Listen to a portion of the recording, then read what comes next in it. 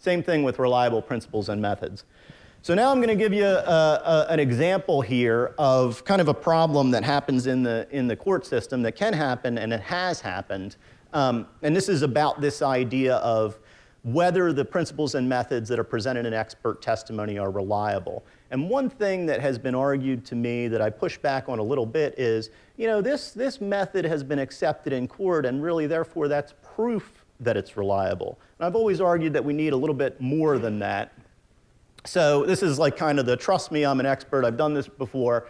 And the example here that I'm going to use is I'm an expert in bite mark analysis, all right? Does anybody know what bite mark analysis is? Okay, so this comes up in criminal cases, has, in fact, 35 convictions and some indictments, but a lot of good convictions based on bite mark evidence in the United States in the past 2.5 decades, all right?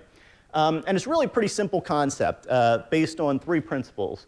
So the simple foundation is, first off is the dentition, or the arrangement surfaces of human teeth, are really unique to each person. And we've all probably gone to the dentist where they'll take an impression of your teeth. You want to get a perfect fit for some, dental work. So you know that, that needs to be fitted up pretty exactly.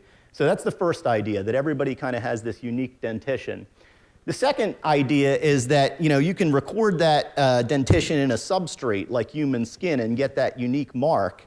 And then the third is that experienced forensic dentists and people that testified in this field typically would have 3-4 decades of experience matching bite marks from humans, sometimes even animals, to wounds to demonstrate basically who had caused the wound.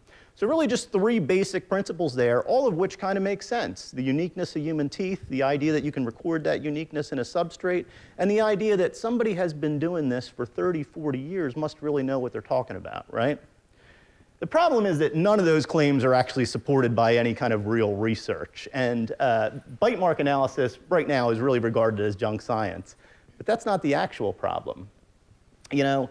We get this problem in a lot of forensic fields. The real problem is that the courts still will rely on those past precedential decisions to accept bite mark analysis in many places, even though the scientific community has decided that it was all junk to begin with. And there's a good quote, I gave you the article in the previous slide there, but there's a real challenge in that the courts operate on kind of a different idea than science does, right? The idea of scientific inquiry and always testing your theories and then improving them over time. The courts operate on a different theory that's much more of precedent, that once we've found a rule, we want to apply that rule because people need consistency in the law. So as engineers, as scientists, as technicians, we should always be looking to evolve in a lot of ways to improve our methods.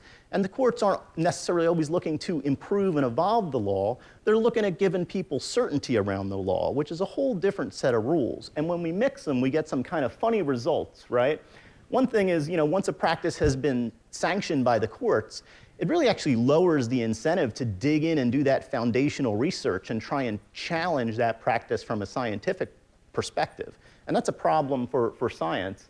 And this is kind of my favorite quote in the article, is that we end up in some cases with what this lawyer and analyst termed scientifically illiterate case law, where we have decisions that are based on bad science that then turn out to be hard to change by better science, and things kind of get stuck into the legal system.